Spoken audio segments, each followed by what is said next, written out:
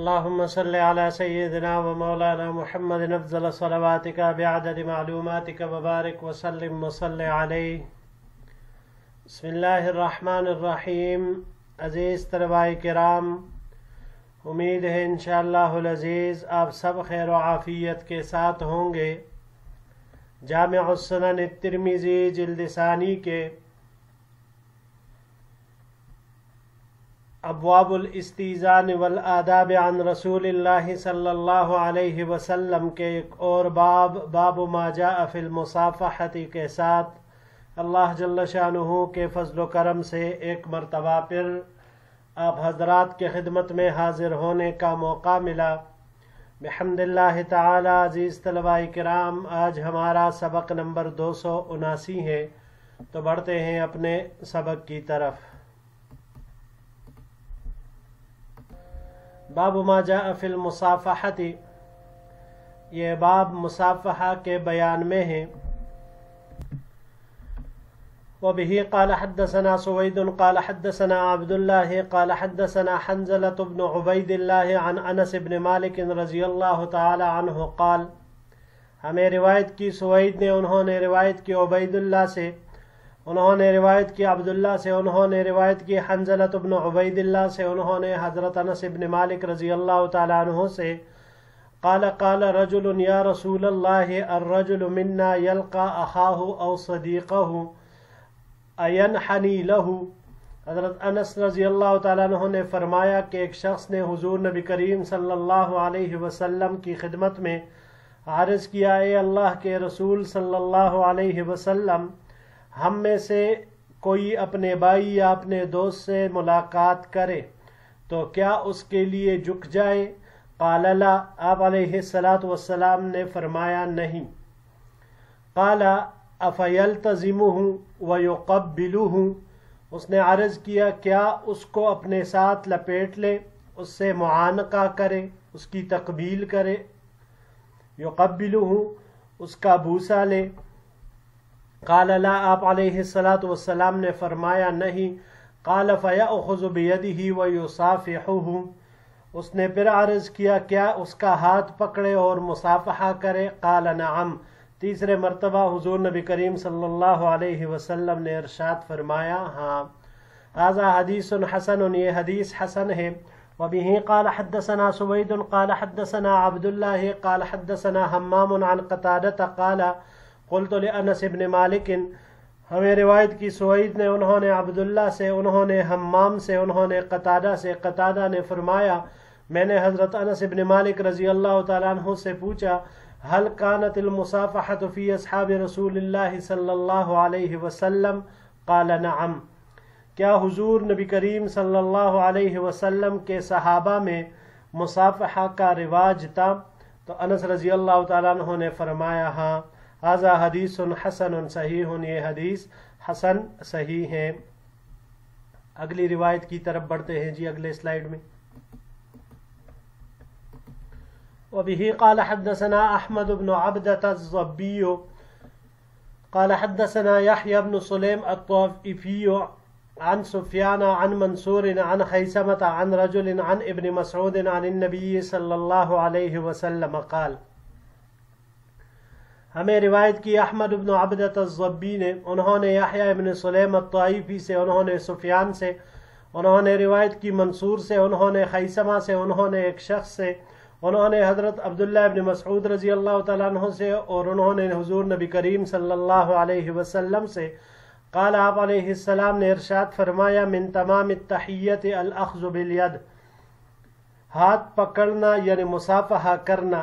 سلام کو پورا کرنا ہے. وہذا حدیث غریب، یہ حدیث غریب ہے. ولا نعرفہ الا من حدیث یحییٰ ابن سلیم، اور ہم اسے نہیں جانتے مگر یحییٰ ابن سلیم کی روایت سے جو انہوں نے سفیان سے کی ہے. وسألت محمد بن اسماعیل عن هذا الحدیث فلم يعده محفوظا. امام ترمذی رحمہ اللہ فرماتے ہیں کہ میں نے اس حدیث کے بارے میں امام بخاری رحمہ اللہ سے پوچھا تو انہوں نے اس حدیث کو محفوظ احادیث میں شمار نہیں کیا. وقال، اور فرمایا، انما اراد عندی حدیث سفیان عن منصور عن خيثمة عمن سمع ابن مسعود عن النبي صلى الله عليه وسلم قال لا ثمر إلا لمصل أو مسافر۔ اور امام بخاری رحمہ اللہ نے فرمایا کہ یحییٰ ابن سلیم در حقیقت اس سند سے یہ والی روایت بیان کرنا چاہ رہے تھے، لا ثمر الا لمصل او مسافر، کہ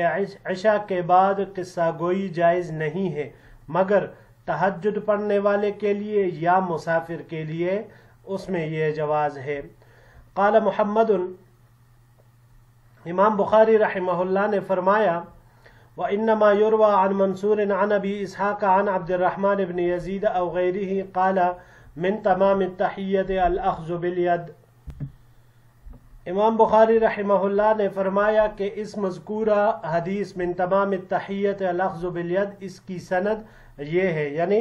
منصور سے انہوں نے ابو اسحاق سے انہوں نے عبد الرحمن ابن یزید سے یا کسی اور سے اس کو نقل کیا ہے۔ اگلے سلائیڈ کی طرف، اگلی روایت کی طرف بڑھتے ہیں جی۔ وبه قال حدثنا سويد بن نصر قال حدثنا عبد الله قال حدثنا يحيى بن أيوب عن عبيد الله بن زهر عن علي بن يزيد عن القاسم أبي عبد الرحمن عن أبي أمامة۔ ہمیں روایت کی سوید بن نصر نے، انہوں نے عبداللہ ابن مبارک سے، انہوں نے یحییٰ ابن ایوب سے، انہوں نے عبید اللہ ابن زہر سے، انہوں نے روایت کی علی ابن یزید سے، انہوں نے قاسم ابو عبد الرحمن سے، انہوں نے حضرت ابو امامہ رضی اللہ تعالی عنہ سے ان رسول اللہ صلی اللہ علیہ وسلم قال، کہ حضور نبی کریم صلی اللہ علیہ وسلم نے ارشاد فرمایا من تمام عیادت المریض ان یضع احدکم یدہ علی جبہتہ، مریض کی بیمار پرسی کرنے کا کامل طریقہ یہ ہے کہ تم میں سے بیمار پرسی کرنے والا اپنا ہاتھ مریض کی پیشانی پر، او قال علی یدہ، یا علیہ الصلوۃ والسلام نے فرمایا کہ اس کے ہاتھ پر رکھے، یعنی تم لوگوں میں سے جو عیادت کرنے والا ہوتا ہے تو کسی ایک کا ہاتھ اس کی پیشانی یا راوی کے شک کی بنا پر اس کے ہاتھ کے اوپر اپنا ہاتھ رکھے، فیسألہ کیف ہوا، اور اس سے پھر پوچھے کہ تم کس حال میں ہو، یعنی پھر اس سے حال دریافت کرے۔ وَتَمَامُ تَحِيَّتِكُمْ بَيْنَكُمْ الْمُصَافَحَةُ، اور تمہارا پورا سلام وہ مصافحہ کرنا ہے۔ ھذا اسناد لیس بالقوی، یہ سند اتنی قوی نہیں ہے۔ قال محمد، امام بخاری رحمہ اللہ نے فرمایا عبید اللہ ابن زہر ثقۃ وعلی ابن یزید ضعیف، عبداللہ ابن زہر یہ ثقہ ہے اور علی ابن یزید ضعیف ہے۔ والقاسم هو ابن عبد الرحمن ویقنا ابا عبد الرحمن وهو ثقۃ وهو مولى عبد الرحمن ابن خالد ابن یزید ابن معاویہ والقاسم الشامی۔ قاسم یہ عبد الرحمن کے بیٹے ہیں اور ان کی کنیت ابو عبد الرحمن ہے، یہ ثقہ ہے اور یہ عبد الرحمن ابن خالد ابن یزید ابن معاویہ کے آزاد کردہ ہے۔ والقاسم شامی، اور قاسم یہ شامی ہے۔ وبه قال حدثنا سفیان بن وکیع واسحاق بن منصور قال حدثنا عبد الله بن نمير عن الاجلح عن ابي اسحاق عن البراء بن عازب قال، ہمیں روایت کی سفیان بن وکیع نے اور اسحاق بن منصور نے، یہ دونوں حضرات فرماتے ہیں ہمیں روایت کی عبداللہ بن نمیر نے، انہوں نے اجلح سے، انہوں نے ابو اسحاق سے، انہوں نے براء بن عازب رضی اللہ تعالی عنہ سے، قال قال رسول اللہ صلی اللہ علیہ وسلم، براء رضی اللہ عنہ نے فرمایا کہ حضور نبی کریم صلی اللہ علیہ وسلم نے ارشاد فرمایا ما من مسلمین یلتقیان فیتصافحان الا غفر اللہ لہما قبل ان یتفرقا، کوئی دو مسلمان ایسے نہیں جو آپس میں ملاقات کرے اور مصافحہ کرے مگر یہ کہ اللہ تعالیٰ ان دونوں کی مغفرت فرما دیتے ہیں قبل اس کے کہ وہ جدا ہو۔ ھذا حدیث حسن غریب من حدیث ابی اسحاق عن البراء، یہ حدیث حسن غریب ہے ابو اسحاق کی براء رضی اللہ تعالیٰ عنہ کی روایت سے۔ ویروی ھذا الحدیث من غیر وجہ عن البراء، اور یہ حدیث روایت کی گئی ہے براء رضی اللہ تعالیٰ عنہ سے کئی طریقوں سے۔ جی عزیز طلباء کرام، مصافحہ کرنا، اس کے بارے میں یہ باب کی تمام روایات امام ترمذی رحمہ اللہ نے ذکر فرمائی۔ ان تمام روایات سے چند امور ثابت ہوئے، اس کو ہم ترتیب وار پڑھتے ہیں۔ پہلا یہ ثابت ہوا کہ آپس میں ملاقات کے وقت اور رخصت ہوتے وقت مصافحہ کرنا سنت ہے، اور اس کی برکت سے اللہ تعالیٰ مصافحہ کرنے والے کے صغیرہ گناہ معاف فرما دیتے ہیں۔ ہاں، البتہ یہ ہے کہ مصافحہ مرد کا مرد سے ہوگا، اجنبی عورت اور بے ریش خوبصورت لڑکوں سے مصافحہ کرنا جائز نہیں ہے، کیونکہ فتنے کا اندیشہ ہوتا ہے۔ دوسرے نمبر پر پھر یہ بات ہے کہ مصافحہ ایک ہاتھ سے ہونا چاہیے یا دونوں ہاتھوں سے، تو احادیث میں دونوں طرح کا ذکر ہے، اس لیے کہ مصافحہ خواہ ایک ہی ہاتھ سے کیا جائے یا دونوں سے، سنت تو بہرحال ادا ہو جائے گی۔ لیکن موجودہ دور میں عزیز طلباء کرام، اگر ہم اپنے اطراف کا جائزہ لیں، اپنے ماحولوں کا جائزہ لیں اور پھر ہم مغرب کی طرف دیکھیں، تو مغرب کا شیوا یہی ہے کہ اگر وہ تو آسانی سے ہاتھ نہیں ملاتے، لیکن اگر ملاتے بھی ہیں تو ایک ہاتھ ایسے آگے بڑھا دیتے ہیں، تو یہ اب کافروں کا شعار بن چکا ہے۔ اس لیے بعض علماء فرماتے ہیں کہ بہتر یہ ہے کہ مسلمان دونوں ہاتھوں سے مصافحہ کرے تاکہ کفار کے ساتھ مشابہت نہ آئے، اور دوسرا یہ کہ دونوں ہاتھوں سے مصافحہ کرنے میں انسان کے اندر تواضع آتی ہے، اس سے دوسرے کو یہ تاثر ملتا ہے کہ یہ بندہ ادب اور احترام والا ہے، یہ تواضع والا ہے، تو اس لیے دوسرے کے اوپر بھی اس کا اچھا تاثر پڑتا ہے۔ اور تیسری بات یہ ہے کہ بعض لوگ ہر نماز کے بعد، ہم دیکھتے ہیں اکثر شہروں کے مساجد میں خاص کر، ہر نماز کے بعد اہتمام کے ساتھ آ کر وہ امام صاحب سے بھی ہاتھ ملاتے ہیں اور نمازیوں سے بھی مصافحہ کرتے ہیں، اور اس چیز کو وہ انتہائی ضروری سمجھتے ہیں، بالالتزام اس کو کرتے ہیں صبح کی نماز کے بعد خاص کر، اور ایسے ہی کبھی کبھی چاہے ظہر کی نماز کے بعد ہو یا عصر کی نماز کے بعد بالالتزام، ورنہ صبح کی نماز کے بعد تو لازمی طور پر وہ کرتے ہیں۔ تو جو یہ بالالتزام کرتے ہیں یہ طریقہ درست نہیں ہے، علماء کرام نے اسے بدعت قرار دیا ہے۔ لیکن اگر اسے ضروری نہ قرار دے رہا ہو، بس ایسے ہی کبھی کبھی یا روزانہ کر لیتا ہے محبت کی وجہ سے،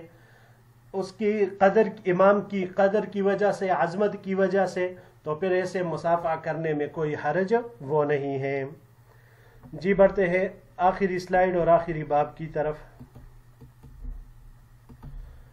باب ما جاء فی المعانقۃ والقبلۃ، یہ باب معانقہ یعنی گلے ملنے اور بوسہ دینے کے بیان میں ہے۔ وبہ قال حدثنا محمد بن اسماعیل قال حدثنا ابراہیم بن یحییٰ بن محمد بن عباد المدینی قال حدثنی ابی یحییٰ بن محمد عن محمد بن اسحاق عن محمد بن مسلم الزہری عن عروۃ بن الزبیر عن عائشہ رضی اللہ تعالی عنہا قالت، ہمیں روایت کی محمد بن اسماعیل نے، انہوں نے روایت کی ابراہیم بن یحییٰ بن محمد بن عباد المدینی سے، انہوں نے روایت کی اپنے والد یعنی یحییٰ بن محمد سے، انہوں نے روایت کی محمد بن اسحاق سے، انہوں نے محمد بن مسلم الزہری سے، انہوں نے عروہ سے جو کہ زبیر کے بیٹے ہیں، اور انہوں نے ام المؤمنین عائشہ صدیقہ رضی اللہ تعالی عنہا سے، وہ فرماتی ہے قدم زید بن حارثۃ المدینۃ ورسول اللہ صلی اللہ علیہ وسلم فی بیتی فاتاہ فقرع الباب، حضرت زید بن حارثہ رضی اللہ تعالی عنہ مدینہ منورہ آئے تو اس وقت حضور نبی کریم صلی اللہ علیہ وسلم میرے گھر میں تھے۔ وہ حضور نبی کریم صلی اللہ علیہ وسلم کے پاس آئے، انہوں نے دروازہ کٹکھٹایا، فقام الیہ رسول اللہ صلی اللہ علیہ وسلم عریانا یجر ثوبہ، تو حضور نبی کریم صلی اللہ علیہ وسلم ان کی طرف نیم برہنہ حالت میں ہی کپڑے کھینچتے ہوئے ان کی طرف تشریف لے گئے۔ واللہ ما رأیتہ عریانا قبلہ ولا بعدہ، اللہ کی قسم میں نے حضور نبی کریم صلی اللہ علیہ وسلم کو نہ تو کبھی اس سے پہلے برہنہ دیکھا اور نہ بعد میں۔ فاعتنقہ وقبلہ، پھر آپ علیہ الصلاۃ والسلام نے انہیں اپنے گلے لگایا اور ان کا بوسہ لیا۔ ھذا حدیث حسن غریب، یہ حدیث حسن غریب ہے، لا نعرفہ من حدیث الزہری الا من ھذا الوجہ، ہم اسے زہری کی روایت سے نہیں جانتے بس صرف اور صرف اسی طریق سے۔ جی عزیز طلباء کرام، اس روایت سے معلوم ہوا کہ معانقہ یہ مسنون ہے، اور یہ اس صورت میں مسنون ہے کہ جب انسان سفر سے تشریف لے آئے تو سفر سے آنے کے بعد پھر مرد کا مرد کے گلے ملنا یہ سنت ہے، اور اسی طرح اس کے چہرے کو بوسہ دینا یہ بھی جائز ہے، اس شرط پر کہ فتنے کا خوف نہ اور اندیشہ نہ ہو۔ اب زید بن حارثہ رضی اللہ تعالی عنہ جب مکہ مکرمہ سے ہجرت کر کے مدینہ منورہ تشریف لائے اور حضور نبی کریم صلی اللہ علیہ وسلم کی خدمت کے لیے حاضر ہو کر گھر کے دروازے پر دستک دی، تو اس وقت آپ علیہ الصلاۃ والسلام گھر میں ایسے ہی حالت میں بیٹھے ہوتے ہیں جیسے ہم ایک بے تکلف قسم کی حالت میں ہوتے ہیں۔ یہاں پر یاد رکھیے گا عزیز طلباء کرام کہ روایت میں آیا فقام الیہ رسول اللہ صلی اللہ علیہ وسلم عریانا، تو گھر میں اگر آپ لوگوں نے مشاہدہ کیا ہو تو اکثر جب ہم اکیلے ہوتے ہیں تو اپنا قمیص نکال کر ادھر رکھ دیتے ہیں ساتھ میں، اور ایسے ہی باقی اپنے بنیان وغیرہ میں ہم ہوتے ہیں۔ تو اس وقت حضور نبی کریم صلی اللہ علیہ وسلم نے اپنا تہبند اور ازار وہ پہنا ہوا تھا، صرف قمیص نکال کر ادھر رکھی ہوئی تھی۔ تو جب حضرت زید بن حارث ان کی آواز سنی، پتہ چلا کہ وہ تشریف لائے ہیں، تو حضور نبی کریم صلی اللہ علیہ وسلم نے تو چونکہ زید کو متبنہ بنایا ہوا تھا، اپنا بیٹا، منہ بولا بیٹا تھا ان کا، تو آپ علیہ الصلاۃ والسلام اپنے شوق اور جذبات کو قابو میں نہ رکھ سکے اور تیزی کے ساتھ ان کی طرف لپکے دروازے کی طرف۔ ام المؤمنین فرماتی ہیں میں نے زندگی میں نہ اس سے پہلے اور نہ اس کے بعد کبھی آپ صلی اللہ علیہ وسلم کو اس طرح اس حالت میں دیکھا، کبھی بھی نہیں ہے۔ تو آپ علیہ الصلاۃ والسلام ان کی طرف لپکے، دروازہ کھولا، وہ اندر آئے، ان کے ساتھ معانقہ کیا، ان کو چوما۔ آپ علیہ الصلاۃ والسلام کی محبت بہت ہی زیادہ تھی حضرت زید بن حارثہ رضی اللہ تعالیٰ عنہ سے، بالکل سگے بیٹوں والی۔ تو یہاں پر کسی کو یہ خیال اور شبہ نہ پڑے کہ کہیں معاذ اللہ حضور نبی کریم صلی اللہ علیہ وسلم مکمل طور پر بے لباس تھے، حاشا وکلا، ایسا کام کوئی ہم جیسا گناہگار سے گناہگار انسان تصور نہیں کر سکتا، چجائے کہ جو سب سے زیادہ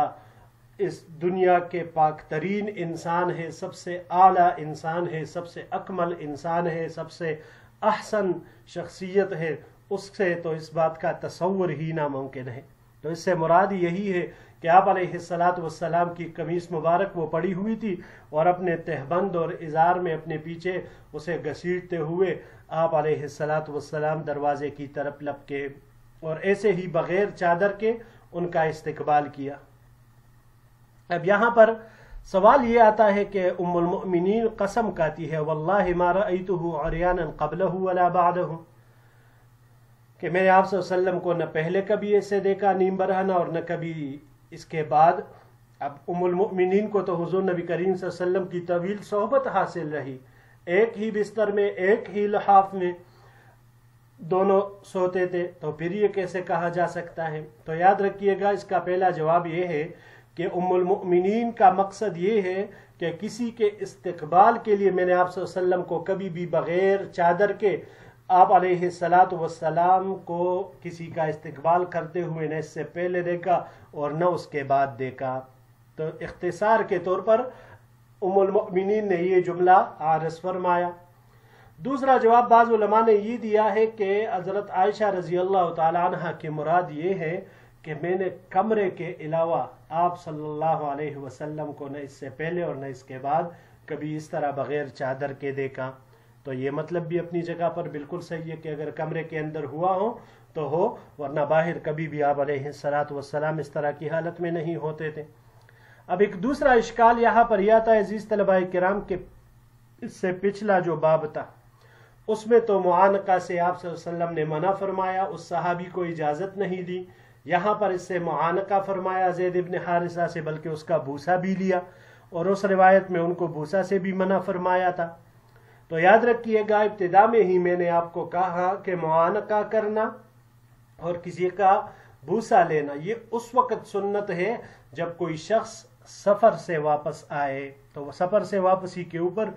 مرد کا مرد کو گلے لگانا اور اس کے چہرے کو چومنا، بوسا لینا یہ جائز ہے۔ ہاں اب بغیر سفر کے ہو کہ صبح کو گیا تھا اور ابھی قریب ادھر گاؤں میں ہی تھا، نظر نہیں آیا، شہر میں ایک ہی شہر میں ہوتے ہیں نظر نہیں آیا، تو خواہ گلے ملنا اور یا بوسا لینا تو یہ سنت نہیں ہے۔ تو اس کا یہی دونوں کا مفہوم الگ الگ ہے، در حقیقت اس میں کوئی تعارض نہیں ہے۔ جی عزیز طلباء کرام، یہی تک ہمارا آج کا سبق تھا۔ انشاءاللہ العزیز زندگی رہی تو اگلے درس میں ایک نئے باب کے ساتھ پھر آپ کی خدمت میں حاضر ہوں گے۔ السلام علیکم ورحمۃ اللہ وبرکاتہ۔